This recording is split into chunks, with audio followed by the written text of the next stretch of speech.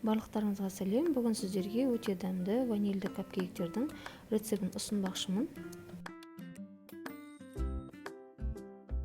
Ең алдымен бөлме температурасындағы сары майға қант ұнтағын қосып, массамыз бірігіп, ағарғанша миксермен шайқаймыз.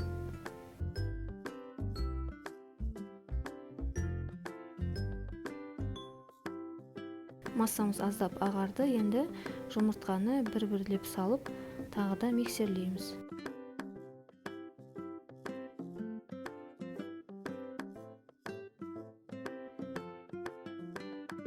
Жұмыртқамызды салып болғаннан кейін бөлме температурасындағы сүтті бірнеше бөлікке бөліп құйып, миксерлеуді тоқтатпаймыз. Сүтімізді құйып болғаннан кейін ұн мен қамыр қопсытқышымызды салып, лопатканың көмегімен массамыз біркелкі болғанша араластырамыз.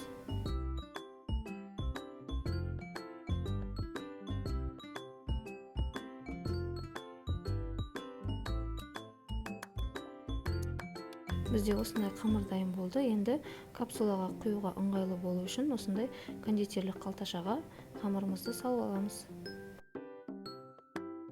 Кондитерлік қалташамыздың басын кесіп, капкейктерге арналған капсулаға қамырымызды жартылай салып шығамыз. Менде осы қамырдан 17 штук капкейк шықты. Капкейктерді противенге салып, алдын ала қызып тұрған пеште 160 градуста 20 минут пісіріп аламыз. Және де толықтай суытамыз. Енді кремін дайындаймыз. Творожный сырға сахарный пудраны қосып, екеуі біріккенше миксерлейміз.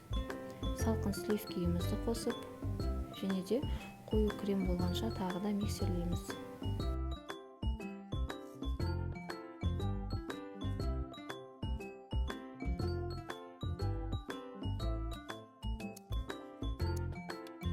Бізде осындай қою крем шықты.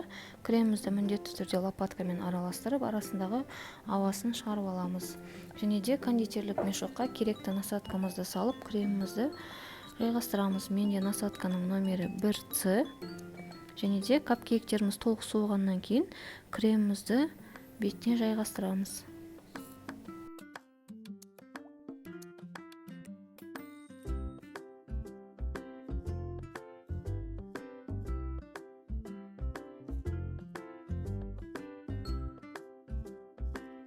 Капкейктерді қалауымызша сәндейміз.